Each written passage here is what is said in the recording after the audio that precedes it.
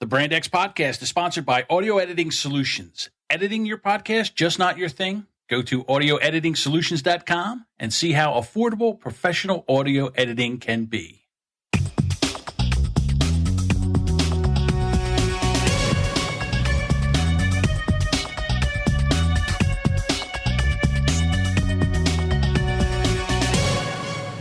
Welcome to another episode of the Brand X podcast, and we're flying. We're doing a test flight right now, to be quite honest with you. We've made some equipment changes over on Deuce's end. Deuce now has the ability to play sound effects.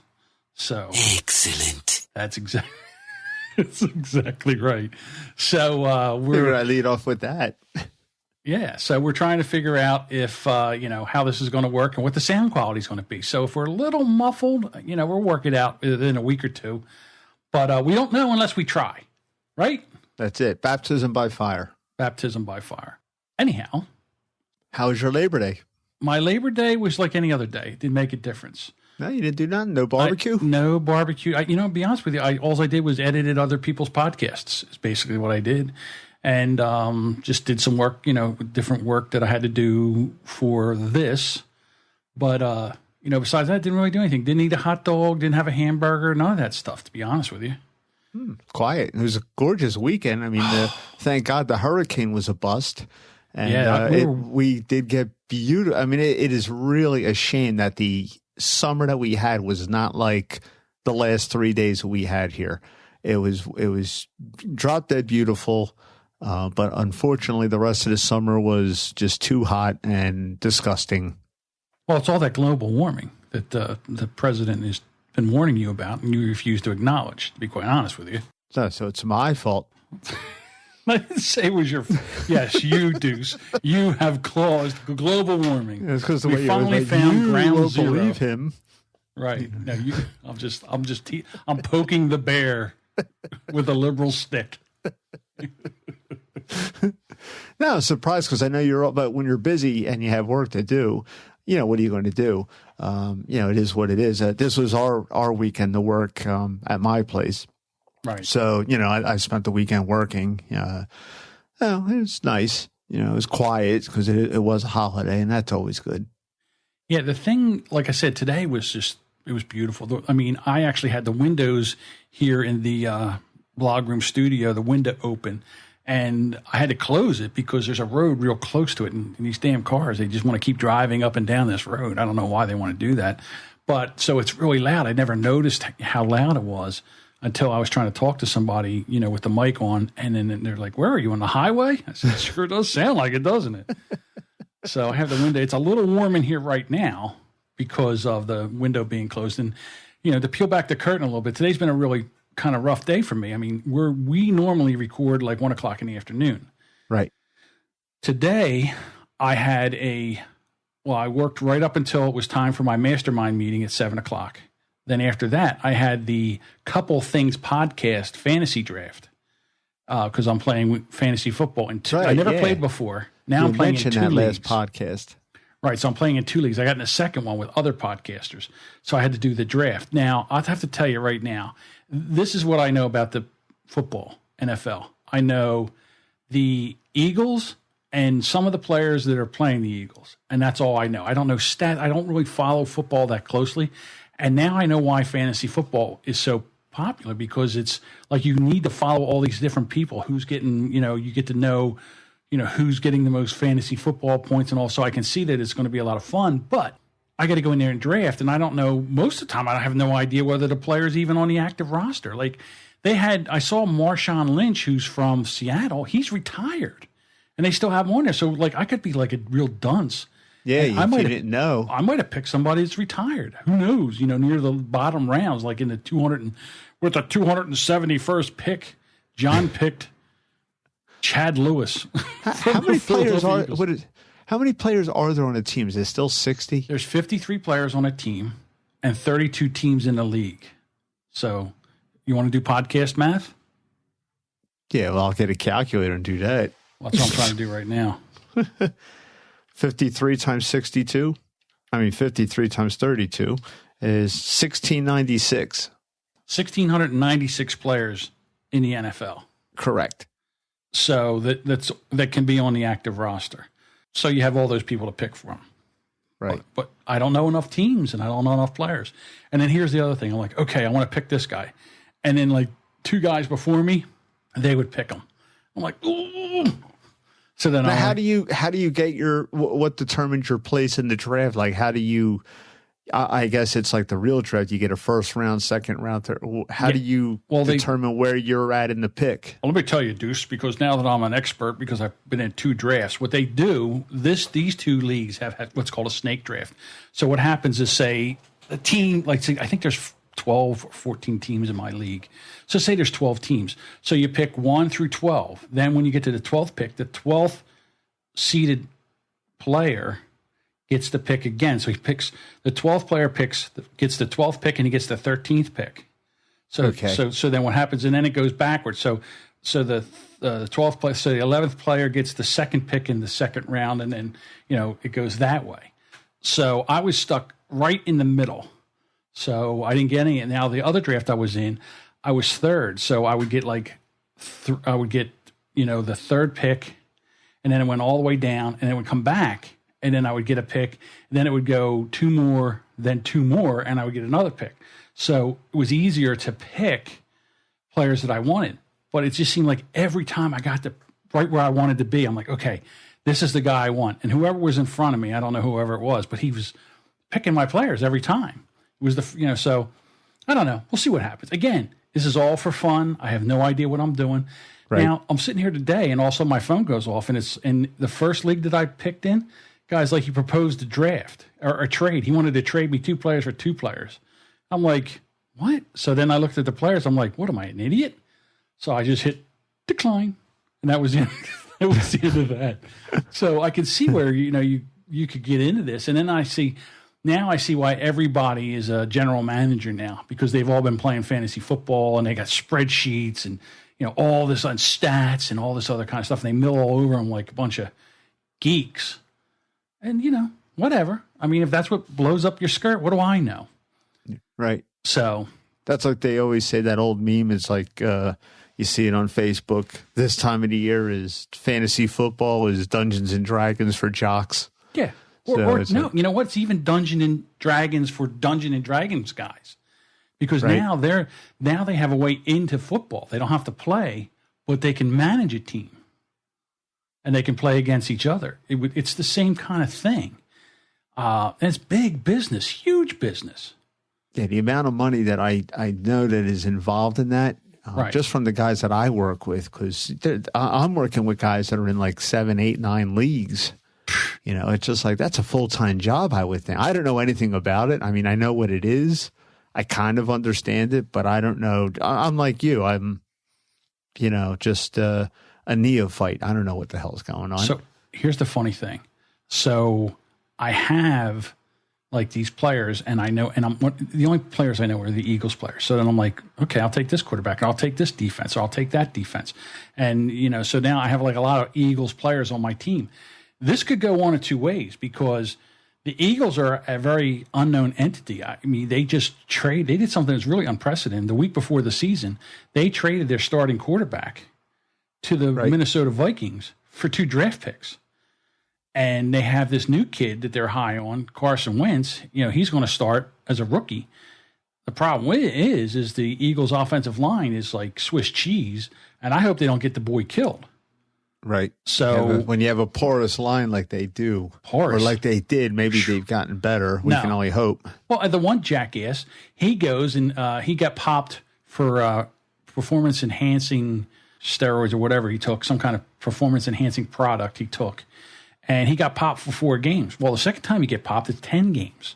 Right. They just said he got popped again. Now, we don't know when it's going to happen. So the tackle that was our best offensive tackle, he could get a 10-game suspension tomorrow.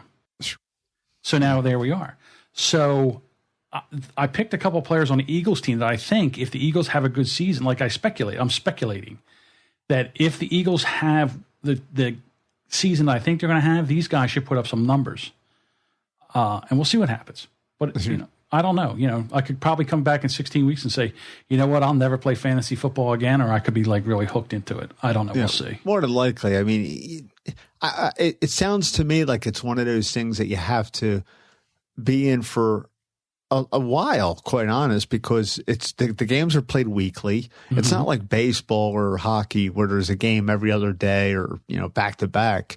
And you got to just see how it shakes out. And I would think probably the first couple of games, it's the season is just too young. You don't know. Mm-hmm. By the time the 16th game of the season comes up, I think you'll be hooked because I know how you are. Yeah. So. Well, I don't know. We'll see. That's what you do. It is kind of what I do. And I was talking to Jason from 3 Is Comedy. Well, when I say talking to, I sent him a message on Facebook, and I said I would love to do a 3 Is Brand X podcast, and he's in. So we might have to do our first podcast mashup with them. So then you'll actually get a chance to meet and talk to Mindy and Bob and Jason. So you can be awesome. Be in the in crowd. So now you can say. So now you can make fun of them. I can't. No, why would I make fun of them? I'm just saying you were all worried last time that oh my God, she doesn't know who I am, and I'm saying this. So now you can meet them, and then you can. Yeah, it was that was. You're actually making fun of me. I don't know how that went down, but I mean, you're using Mindy to make fun of me, right? But then on their podcast, they use me to make fun of Mindy, which I'm okay with. So, you have broad shoulders. That sounds awesome. But that's a 3-hour time difference. There is going to be some jockeying around, try to come up with some time with their, when they're off. I would probably think the best time to do this was they record on Fridays, so maybe we can get them to hang in there for an extra recording Friday night. They'll probably be all liquored up at that point. And then maybe we can do like a Friday night. So we'll have to pick a Friday night where you don't have to go to the office on Saturday. Right. Okay. You have my schedule, right? And then if you've got that on your end, then you can give them dates. Right. You can. Well, no. You'll be looking at it, and you'll be the one that's speaking to Jason and Mindy and Bob. Well, it's just me and Jason. Mindy and Bob they'll just be there. I'm sure Jason's not going to go to Bob and say, what do you think? Well, you know what I mean. If you have my schedule, then, hey, there it is. Right. Because when I get back, if I work Fridays, I get back home like between 7 and 7:30. Right. Okay, which would be 4:30 there, 4:30 their time. Right, would be perfect. I think that's it. So we'll see what happens. Yeah, I mean, but you do have my schedule, so at least it makes it easier. We have established when you're in communication with Jason. We have established that I have your schedule. Right. Yes. So it was funny because I love to look at stories and see what's going on as far as stories, and I hear that you have weird workplace stories. Right.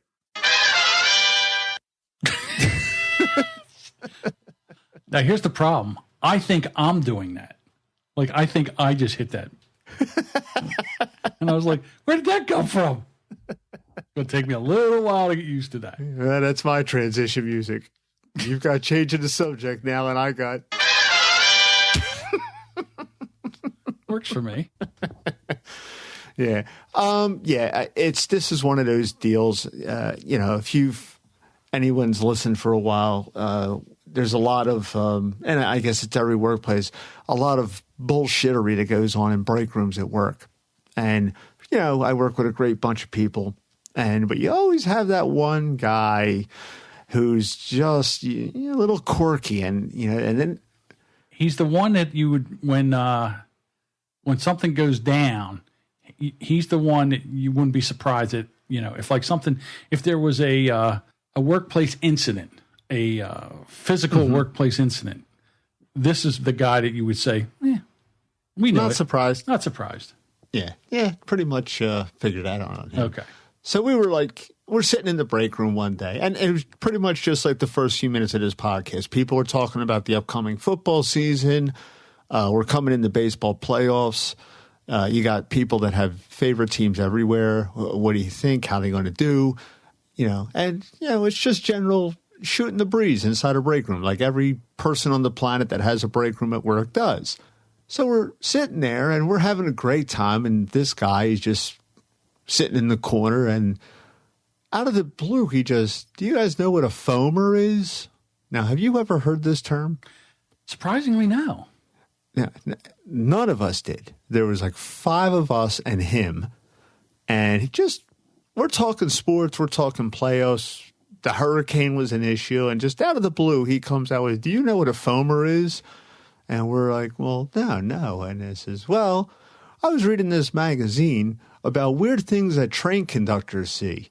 And a foamer is a guy that comes up out of the woods and he starts masturbating when a train comes by. Okay. And we're like all quiet, like, where the hell did that come from? So we were all like, and after about like 5 or 6 seconds of like awkward silence, my buddy Mike says, the hell kind of magazines are you reading? So it's just out of the blue. There's like a weird idea. Do you guys know what foamers are? And then he comes up with this.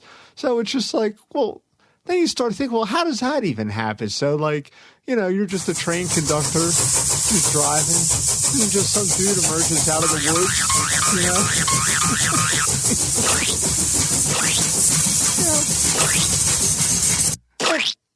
Who thinks of this stuff? And why did this guy think that this was like something to bring up during this discussion in the break room? And bear in mind, there's like ladies in the break room. Did any of them know? No, nobody knew. And we're all looking at him. And I was like, this cannot be normal. So I know John's, you're a pretty smart guy and you hear things. I got to bring this. Right. I got to bring this up. I know I don't know everything, but this is like, and nobody in that break room, like even heard of this. Like, and so then I finally said, like, why did you even bring that up? We weren't even talking. There's women in here. We weren't even like talking about anything like that, just like, so it comes up to like, you just never know what weird shit people are into, it just like, do you have anything like that? Like, just like, did you ever experience anything weird? Like, did I ever jack off like to a railroad train? Is that what you're asking me? No, like anybody. I know you don't do that. I certainly hope you don't do that. So, but just weird shit that people like say, and you kind of get a little insight into that they're a little. Well, weird. I was, it's funny you said that. So the first thing I did when you used that term, I went right over to the Urban Dictionary. So the top definition for foamer, because it's in there, a term railroad employees use to describe a railroad enthusiast, rail fan, and the rail fan community at large. Most often used disparagingly. Engineer to conductor aboard a freight train. Man, we got some foamers ahead taking pictures. They need to get a life and find something to do besides hang around the tracks all day. Right. That's definition 1. Definition 2 is originally used to describe rail buffs, but now describes anyone who gets excited about something so much that they start foaming at the mouth. Those geeks that play Magic the Gathering are foamers. They get so excited over one card that they start foaming at the mouth. So that's definition number 2. Huh. I'm looking right now, there's 7 definitions. 7. For the foamer. Now, we haven't got jacking off yet. All right. To a train. Right. Foamer. The type of noob who would use a derogatory. Say that one more time. Thank you.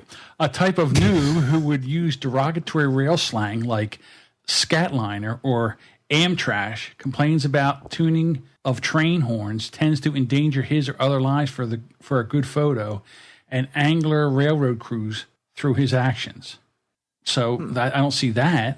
Here we go. Used by professionals in a theme park industry to describe hardcore fans of a theme park, amusement parks, and attractions. Derogatory term used by surfers to describe bodyboarders in reference to the fact that bodyboarders are constructed of foam. Beat it, foamer. Surfers only. An alcoholic drink, primarily beer. I drink a lot of beer. I've never heard it used that way. Well, maybe in other parts of the country they do. One who talks a lot of nonsense and completely lies about something or someone, hence having foam in one's mouth and not being able to understand them. 2, an asshole who says something about someone but doesn't have the courage to back it up. Dude, he's such a foamer. He's choking himself. 2, he talks shit and didn't even show up for the fight. What a foamer. Now, I went through 7 definitions in the Urban Dictionary, and not one is seed spilled. Right. So I think our buddy over here, the insane person, insane train posse over here. Yeah, I mean, it was just like so socially awkward. Like, you know, there was him, there was 8 people in that room, and 2 of them were women. And he comes up with this. Well, see, I would have to go now that we've talked about this. There's some follow-up questions that need to be asked. Like, where did he get that from? Well, he said it was something that he read in a magazine. The phone. I didn't even know, but there is more definitions. There's 2 more. Foamer, a person who either A, calls someone a foamer for simply disagreeing with them, B, cares enough about the fact that someone might think they are a foamer that they would make an exclamation that they are not a foamer, or C, purposely acts in a certain way for the purpose of not being considered a foamer. All right. Oh, wait a minute. This just in. Number 9, when a male penis is not erect, but not completely down either. Usually occurs in between the 2. Also see chubby. Wow, Peter has a huge cock. Nah, he's just a foamer.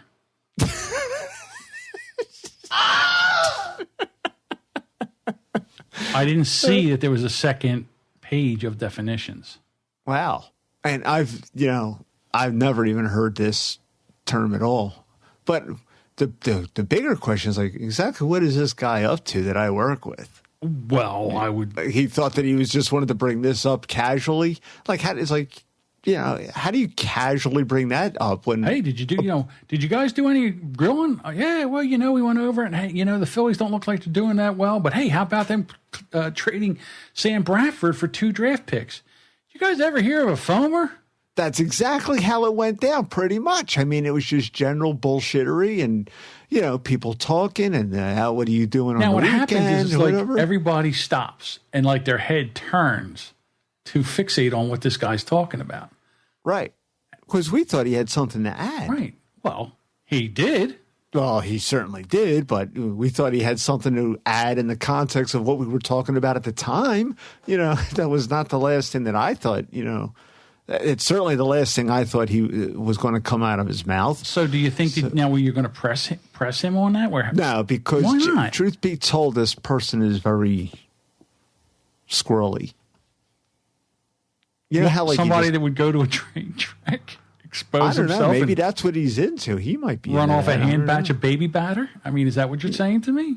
I don't know. It's just a weird thing. I was just wondering, like, because you've had a similar type of job where you work with a large group of guys. Yes. And have you ever, in your experience, just some guy just comes out with something so off the rails? Yeah, absolutely. Yeah, I used to work with a guy who was he never shut up. And we were both, was when I first got in the elevator business. I think I told this story over, you know, Off in the Weeds. Anyhow, he was a probationary helper when I was a probationary helper. And a probationary helper, all you did was you did whatever you were told. They said, you know, push that broom, you push that broom. They told you go get coffee, you went go get coffee. You carry that toolbox, you carry that. All you did was whatever somebody told you. You were basically a glorified mop. And this guy, he just never shut up. He was from like in the middle of, he was like from central Pennsylvania, and he would just run his mouth all the time. And the guy, you know, after a while, by 2:00, he was grating on your nerves. So I forget I don't even remember how this thing went down. But what I was going to do was we worked in this place. It was a hotel and a restaurant, and they had the biggest cockroaches I've ever seen. And what I did was right before break or something, I had to go somewhere. Anyhow, everybody's lunchbox was there, and I saw this big giant roach. And so I stabbed it with a screwdriver. That's how big it was. And I took this thing and I went into his lunchbox and I put it in his sandwich where the legs were hanging out of the sandwich, like so you could see it and everything. So then I was going to go back and wait till he opened the sandwich and yuck it up when he saw this. Well, something happened and I didn't get back to the lunchroom. And when I got back there, he was eating his cupcakes. He ate the whole sandwich, roach and all. He never even. There was, and I got there. I was Didn't like, even bat an eye when he got to the crunchy part. Never bat. I don't know if there was lettuce on it or not or whatever, but he ate the whole roach. And I was like, holy cow. And at that point, you can't say anything. No, well, yeah, what are you going to do? I would have got fired, to be quite honest with you. Now, before you sought vengeance on him with a cockroach, what kind of weird crap would he used to like kind of top off about and just? Well, it was where he came from was called a well driller. So what he would do is he would go with a drilling crew and they would drill down, like if they were going to use a hydraulic elevator, they had to put a cylinder down in the ground. So he would work on one of those, and everything was, when we used to drill wells, and it was all Pennsylvania stuff. Okay, all hunting and being out there, and how that's so much better than being in the city, and it didn't matter anything. He was like, he had diarrhea of the mouth. It didn't matter. He could not stand silence. Always had something to say about something. If it was quiet, he was running his mouth. Where mechanics would say to him, shut up, sit in the corner and shut up. Yeah, we got into it one day. I know what it was. He's running his mouth. This is what caused the cockroach thing going on. He's running his mouth. So I'm on one elevator. He's on the other elevator. And we're working side by side on these big, giant freight elevators. So my mechanic says, run the car up. So first thing you say is, going up, and then everybody's, you're letting everybody know you're going up. So I go, going up, everybody safe, going up, hit the button. He yells, whoa, what are you doing? You almost cut my head off. I go, what are you talking about? Well, you ran, you didn't say going up. So everybody's looking, we're like, yes, they're all like, yes, he did. He didn't say it. I didn't hear him. That's what happens when you work. So he started going on like I was working unsafe. Right. Which at that point I wanted to throw him off the top of the elevator, which would have made me working unsafe. But So anyhow, I couldn't do that. So I figured I'd do the cockroach thing. But I wasn't the only guy that kind of picked on him. He got picked on a lot. Like one time they nailed they took a screw gun and they screwed his shoes into the floor because he had like work boots and he would always change his shoes to walk to the train. So he didn't want to walk in his work boots. So he put his boots. So they screwed his work boots to the floor and stuff like. So I wasn't the only one that picked on him, but he was a target. He made himself a target. He was a target. Now I don't even know where he's at now, but I don't even know his name. I can't remember his name, to be quite honest with you. Really, that's unusual. Well, because my thing is like all the people that I've met in like my store. Okay, I had a lot of really genuinely nice people.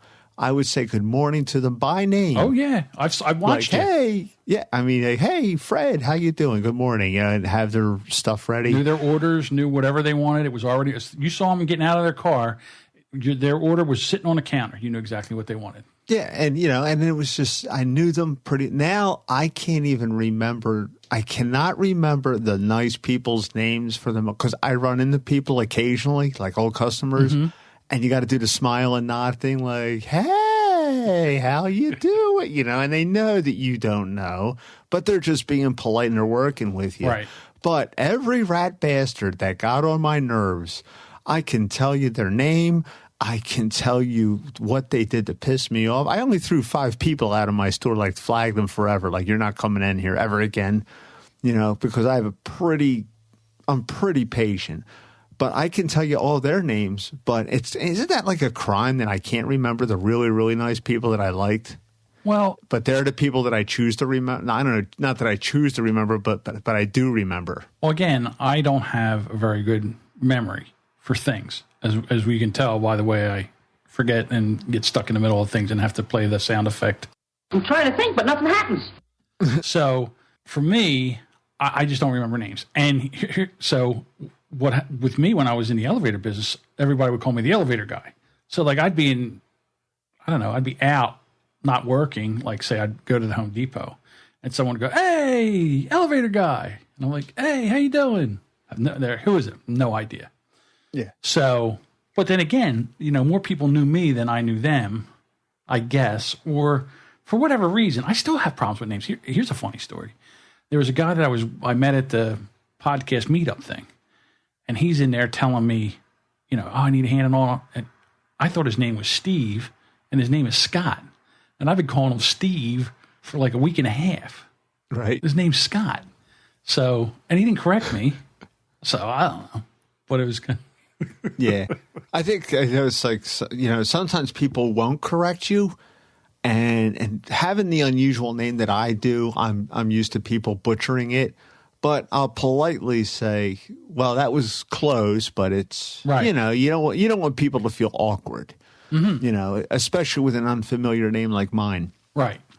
So I do my best, and you try to make people comfortable, especially when you're in sales, because you're always using your name. That's true. But then there are some people, like you said, they won't correct you, and like weeks may go by before you actually find out, that's not their name.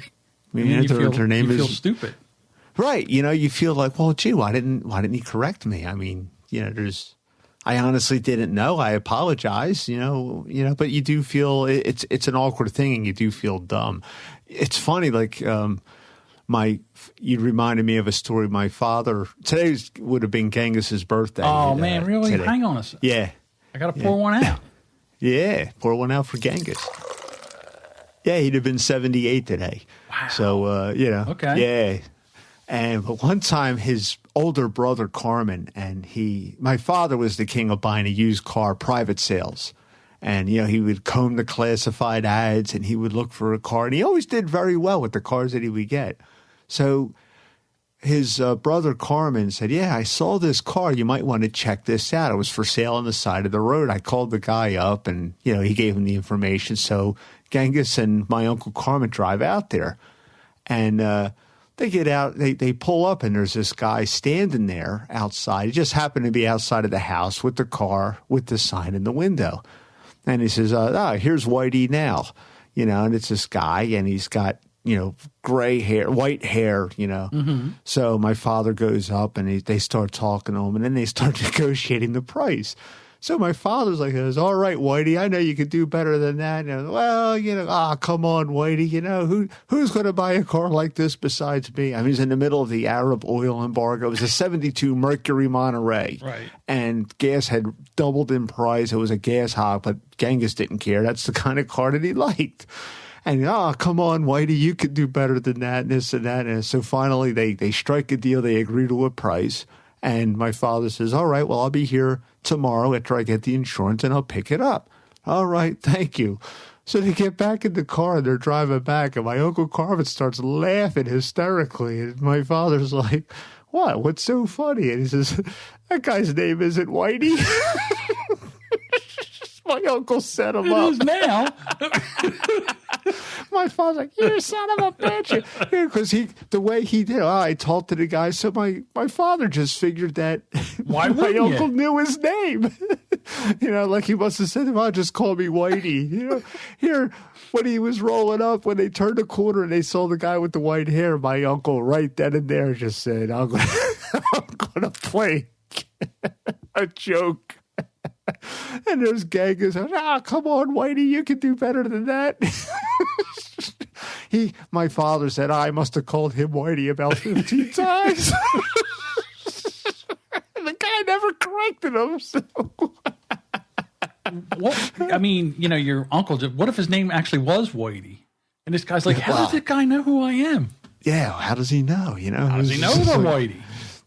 It was funny. I mean, my uncle, when he was telling his end of the story, he said, I had the hardest time of my life not laughing the whole time your father was negotiating with this guy. Well, because Gang's so not boisterous, but he's so animated, animated when he does things. Like he's like, come on, who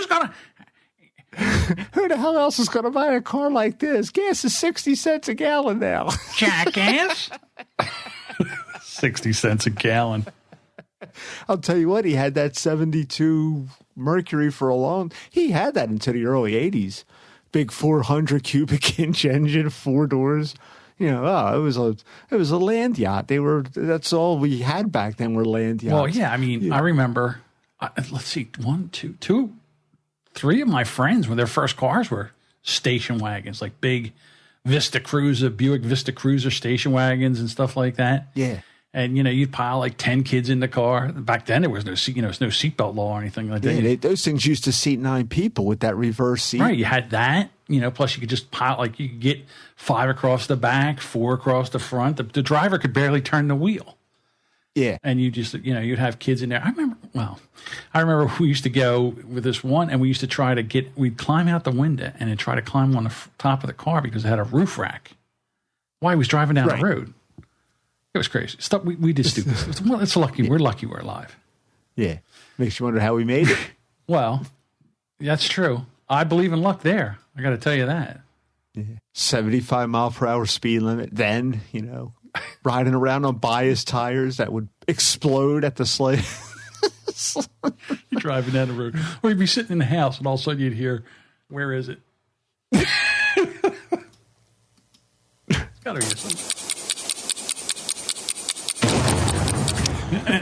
Somebody's tire would blow. Yeah, it is funny, like all the stuff that those cars were, how they were like, how hot they were, vinyl seats and, metal dashboards. I was going to say the metal dashboards and it wasn't like now everything's padded. Right. Back then everything was like chrome and steel. Buttons in the seats. Like chrome buttons in the seats. I mean, chrome piping in the seat, all on top of hot vinyl. I'll never forget. I'm trying to think what it was. The first car I can remember that my parents ever had was a white 61 Chevy. And back then, cars didn't have air conditioning. But my dad had they had like this aftermarket air conditioner that he put in that was about the size of a regular air conditioner you put in a window now. And it would actually fit under the dash between the passenger driver and the passenger seat. It was about the same size. But back then, everything was so big. You just put it underneath there, mounted it, and that was the air conditioner. It was pretty funny. If you remember, if you ever helped somebody wire a stereo system in their car back then, when we were younger anyway, there was like, oh, not a problem. You would cut a hole in the door panel and, fix your speaker in there, and you could run miles of wire. And, you could hide this stuff really good. And there was miles and miles of room underneath the dashboard when you had to connect everything. Not now. And now there's like, oh, you're going to bark your hand against a screw. You're going to hit something hot. You're going to need a 3-year-old kid to like put his hand in there or something, and there's no room underneath there to do anything. And when they made the car smaller and, and they electronified everything, they had to because space constraints. But how big cars were back then. They were massive. When they padded the dashes, that had to put the magnetic Jesus and Mary, companies right out of business. What about the bobbin dog? Bobbin head, the bobbin dog head, the dog with the bobbin head. Finally got that out. But everything stuck to the dash by a magnet. Yeah, exactly. Then they went and padded the dashes, and that ain't going to work no more. So now what you got to do is you got to get that disc thing that actually glues to your dash. And then you can put a suction cup there to put like whatever you want, your phone thing, and there's all kinds of different things way to do it. Yeah, I like just, that. The way it goes. All right, time marches on. My turn. Changing the subject now. All right, so I tell you what, it must be a hoot living in Florida.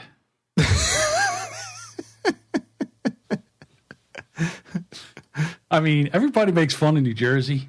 But my God, Florida, it's not even close to what goes on down there. The weird thing about Florida, like you said, what goes on down there, but a state that's made up of so many transplants, it begs the question, is there something about Florida that makes people crazy, or is it only that only people that are crazy go to Florida to retire? Or is it the heat? Yeah, I don't know. So, because it's hot in other states, as we discussed before, but Florida has the market cornered on nuts. That is true. Florida woman allegedly torches car she thought was her ex-boyfriend's. Look at you. Attaboy. A woman identified as Carmen Chambly, 19, fans the flame she allegedly set. Allegedly? There's a picture of the woman doing it right there. Allegedly. What do you need nowadays? Set She's fanning flames she allegedly set in the trunk of a car she mistakenly believed was her ex-boyfriend's. So, and it just says screenshot, Clearwater Police Department /Facebook. Police in Florida said they arrested a woman who was caught on camera setting a fire to a car she thought was her ex-boyfriend's. The Clearwater Police Department said Carmen, what's that, Chambly? Looks like Chambly. Yeah, looks, 19 years old. It sounds like it's French or something. Right. Was identified by members of the public from a surveillance video showing the woman fanning the flames she allegedly sparked in the trunk of the car while fleeing. Police says that Chambly was arrested Saturday morning. Investigators says she admitted to torching the vehicle, but told police she thought it belonged to her ex-boyfriend. Like, that makes a mistake. So that makes it okay. Yeah, well, he was my ex-boyfriend and he cheated on me, or whatever the reason was. Well, no, but I mean, it's like, well, I did burn the car. Right. But I thought it was my ex-boyfriend. Oh, well, then there's no problem here. Go along, move about your business. Right. So she was arrested. Like, that makes it okay because she was wrong? Apparently not. She's arrested and charged on second-degree arson. Second degree? I mean, what do you got to do to get first-degree arson?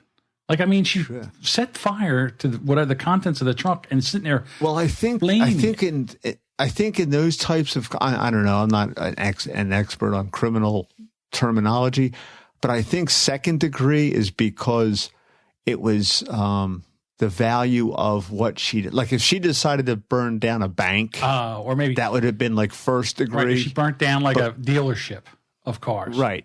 But because it was just one. Yeah, I think it has something to do with the monetary value, and so I'm not sure, but I think that may have something to. And she was caught on video camera, so I guess this must have happened in front of a business or something. No, it's in the middle of. It looks like it's on the side of a road in the middle of a field. Be quite honest with you. It looks like a hoopty. Like I don't know. I can't tell if that's a driveway or if it's a divided highway. Or there's a house there because there's like a wicker chair and it looks like a bike. Yeah, because if you look across the street, you see, palm trees, and then there's like a barrier, and then it looks like there's that side of the, I don't know, I guess that's the opposing lane of traffic. Again, it's kind of hard to tell. But if there's a camera there that captured all of this, let me just set fire to this, and it must be a business. And how did she get the trunk open? So these are all good questions. I mean, it's just some things just don't add up. Okay, what did he do to warrant her setting the fire to her car? What did he cheat on her? Right. Well, even if he did, I mean, listen, we destroy can't people's property. Again, there's nothing that he did to her. I'm not saying nothing, but I mean, right. If he did something that was that heinous that you should set his car on fire, then you should turn him into the authorities. Is what I'm thinking. Right. And it's like, I mean, this girl, what was she, 19, it said? 19 years old. Yeah, so now she's 19, she's like ruined her life. She has a criminal record. She's now a felon. Well, right. Allegedly. Allegedly. Well, I think alleged is Latin for has to be proven in a court of law or something. That's why they use that. So even though it's like, allegedly he cut off someone's head with that axe, here's videotape of him doing it. But that word is a little... you got solid evidence here. Can we forego the allegedly part? Okay. You think she was stupid, right? Absolutely. I got one better for you. Florida man arrested after using wanted poster as his Facebook photo. In Florida, right? Florida. Mac Yearwood wanted for felony warrant on VOP reference 2 counts of battery, age 41, height 5'6", weight 148 pounds. Mac Yearwood, he used his wanted of the week poster as his profile pic on social media. Police were notified. I guess he probably thought that would get him street cred. I don't know. Why would you do that? Stewart police tweeted a screen capture of Mac Yearwood's Facebook picture featuring the wanted of the week poster after he was arrested on August 30th. According to the Palm Beach Post, Stewart police used the photo to identify Yearwood as a suspect in a reported disturbance on Monday, and he was arrested on outstanding warrants. Police located Yearwood on Tuesday, and a bag of marijuana fell from his pants. Oops! So this guy's firing on all cylinders. Fuck is it? I have too many damn things.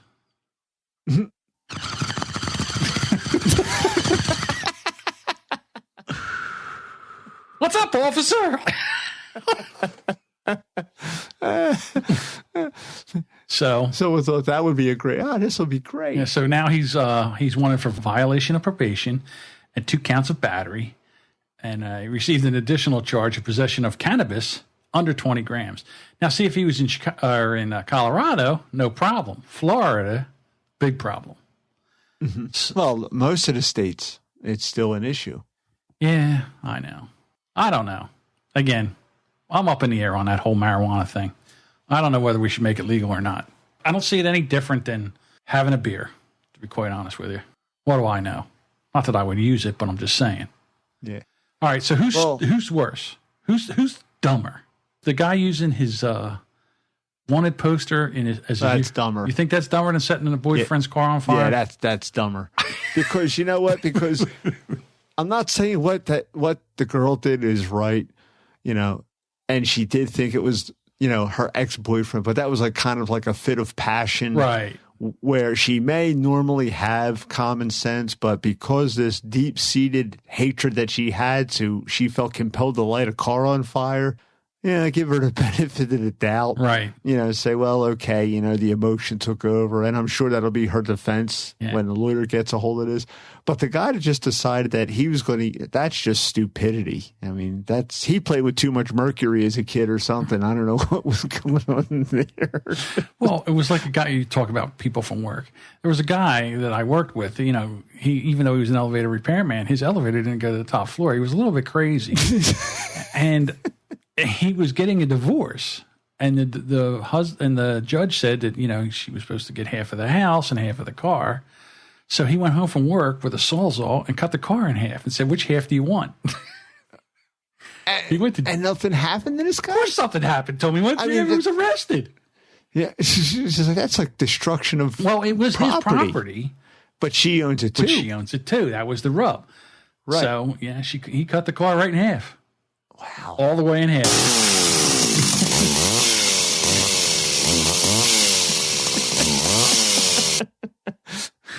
Look at you with all these. I'm soundboard jealous right now. Well, I'm very flattered. Thank you. Anyhow, so so this guy here, he's going to jail. Well, maybe he'll get another picture to put on his Facebook. Yeah, that's when he gets out in a few years, he can update his profile pic. Yeah. In his orange jumpsuit, holding a bunch of numbers. James has updated his profile. 72 people like this. 7 shares. That was ridiculous. It just makes you wonder what people think. It's like, you know what? Should I change my profile pic to my wanted picture? Let me think.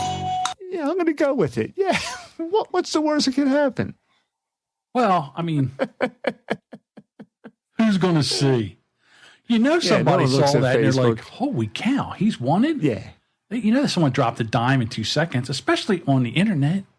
Right. As many friends as I have on Facebook, every once in a while, somebody posts something so outrageous that not that they did what this guy did, but you're like, okay, why are they doing this now? They're going to stir up a hornet's nest at work or with other people, and they just go ahead and do it anyway. Like some people have no filter, this will work. Now, Felix Reagan, or Regan. What do you say, Regan or Reagan? Some people pronounce it Regan. I pronounce it Reagan because of God Bless Ron Reagan. Right, exactly. That's why I said. I think most people do. All right, so Felix Reagan, I think he should get his, he lives in Massachusetts, but I think he really should get his bags packed and move to Florida because he needs to be with his people. The state's pining away for a guy like this. Massachusetts man broke in the house, painted dog purple. Now you read that headline and you think to yourself, yeah, clickbait. Right. Why would this guy really? Yeah, I got to check that out. Like, this guy was so mad at this dog that he broke into a house to paint it purple, but that's not actually. Or he had that much time on his hands to do that? So, because, well, you got to read the whole story because it just, like, what had happened. I mean, because this guy had so much time on his hands to rob and burgle a house that he said, you know what? I'm not quite through here. I'm painting this dog purple. Well, again, like a lot of times robbers will break into somebody's house, they'll steal their stuff, and what they'll do is, like, to add insult to injury, they'll drop their pants and they'll take like a shit on the kitchen floor or the kitchen table or something like that, or, you know, they'll do that. I'm like, I never understood that. I mean, but I guess it's just a way of just like rubbing it in. Yeah. I don't know. But anyhow, police in Massachusetts arrested a man on the island of Martha's Vineyard for allegedly breaking into a house, stealing a vehicle, and painting a dog purple. Oak Bluffs police said the man was sought in the theft of a vehicle Saturday, which was found crashed. The driver fleeing on foot. Minutes later, they received a report of a break-in at a residence in which a window was forced in, items were taken, and a dog was painted with purple paint. Why? Where? How? What? I mean, I understand, like, you broke in, you wrecked a car, you need money, you got to get out of there, you go in and you break into a house, you make an easy mark. Where in the thought process does it say, you know what, this dog needs to be painted? Or did he see? And did he have the purple paint on him, or was the purple paint in there? Yeah, because who walks around with especially purple paint? After you crashed a car? Like, you're trying to get away, you're trying to get money, you're trying to, you're breaking into a house. No one's like, oh my God, let me break in this. Hold on, make sure I got my purple paint with me. Felix Reagan, suspect in both incidents, was allegedly found peering into a window of a nearby home when he was taken into custody. He carried prescription pills, a driver's license, credit cards, all stolen from the home, and his pants had purple paint consistent with the paint found on the dog. Two additional reports. Two additional reports of break-ins were reported in the neighborhood on Saturday. One cat was painted pink, and there was a turtle that had a. I'm sorry, never mind. Send all your hate mail to hello@brandxpodcast.com. While being transported to the police station, Reagan allegedly kicked a police officer twice, attempted to kick out a window in the police vehicle.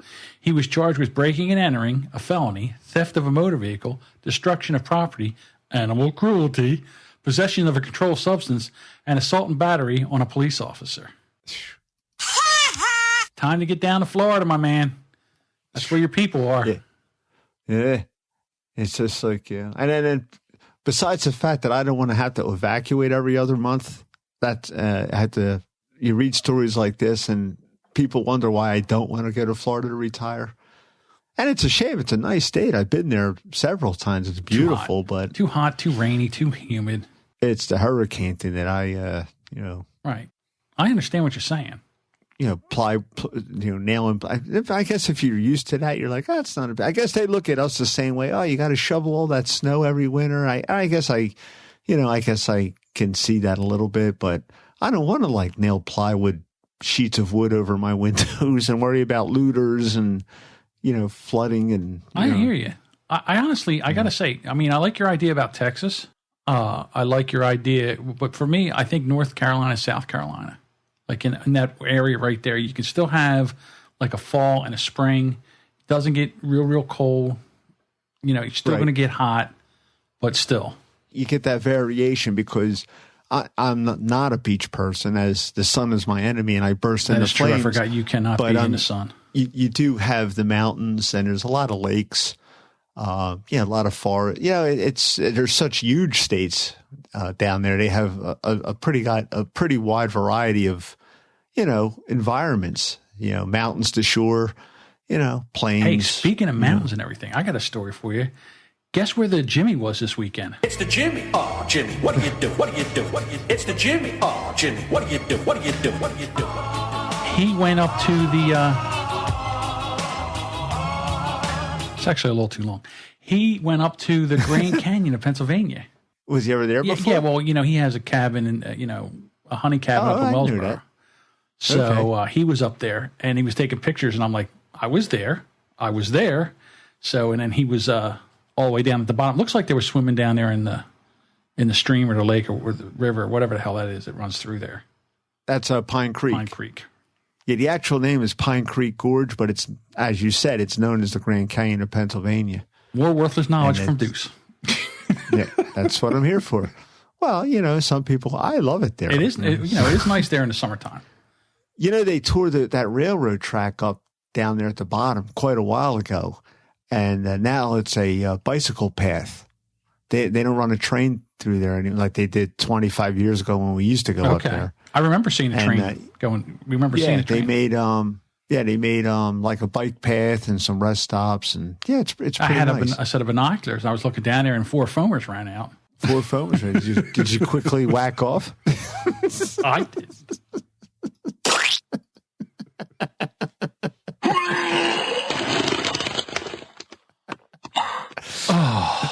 Yeah, no, not me.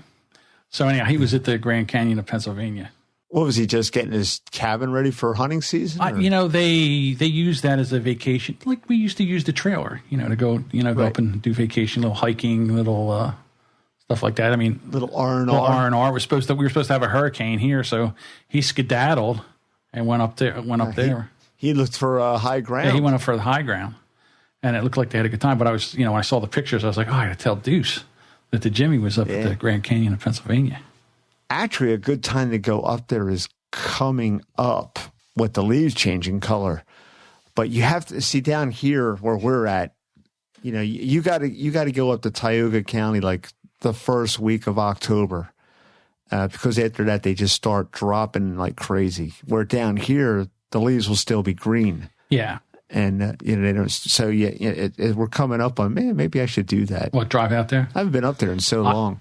I can't remember. Well, had to be a hunting trip with Ray. And Ronnie. Was that the last time? Was that the last hunting trip? Well, last time I went with you guys, it was Ray. And remember, Ray was trying to put me out of the bedroom because I got there first. Right. He had some clever plan. Right. He was trying to talk you. He ruined that whole experience, that whole hunting experience. He ruined. Talk about douchebaggery. I have a friend. His name was Ray. Really, really good guy. But there's something about hunting with him is, it would just turn him loose. I mean, he would do anything to, like, take your deer spot away from you, or, if there was rabbits, if you're rabbit hunting, and the rabbits would run, he'd run in front of you so you wouldn't shoot because, you didn't want to shoot him. And at first. I remember when you were hunting the rabbits and you got a shot off on one and you didn't get a clean hit on it. So you kind of got it, but it was still alive. And you were like getting ready to take a second shot and finish him off. And Ray goes, no, wait. And then the rabbit jumped up and ran into a hole.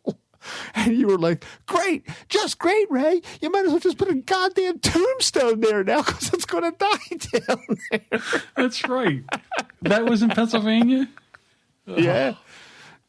You might as well just put a goddamn tombstone there. He's going to die down there. No one hunted rabbits down there. And the rabbits down there were the size of cats. They were huge. And they were gigantic. Joe shot that video of you. And we went down there. We were doing a little rabbit hunting. This was before deer season. And you're right. I shot that one, and I think I winged him. So he's like, no, don't do that. Don't shoot him up. Which, in a way, it was right. But I know I didn't get a good clean shot. I stunned him. And Ray goes over, and the thing jumped up and ran down in a hole, and that was the end of that. Uh-oh. It was about this time where I lost the audio on my end of the conversation. So Deuce had about 30 minutes more conversation, but there was no me. So what we had to do is kind of end the podcast right there. But what I'd like to do is thank you so much for listening and really tell you how much we appreciate, your support. And one thing that we would really love if you would do, if you like the show and you want to help us out, one of the best ways you can help us out is go over to iTunes if you have an account and go over and give us a rating and review. And it's easy to do. Just go to brandxpodcast.com/iTunes and it'll take you right there and you can go in and give us a rating and review. And we would really appreciate that. And the other thing is if you want to get in here and talk to us and join in the conversation, we would love that too. We are on Facebook, Twitter, Instagram. So all you have to do is go to brandxpodcast.com/contact, and there's links right there so you can kind of follow us, and we would love that. And Deuce isn't here to say goodbye, but I would like to take this time and say thank you very much for listening, and come on back next week for another Brand X podcast.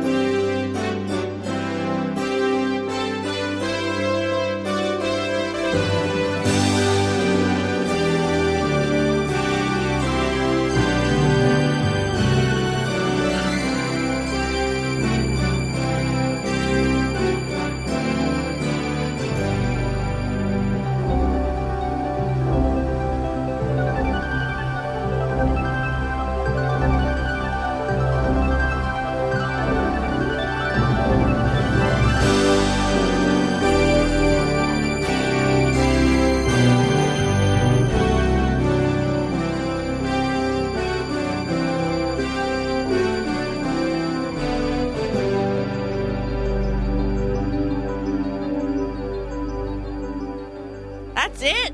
We're just getting into it.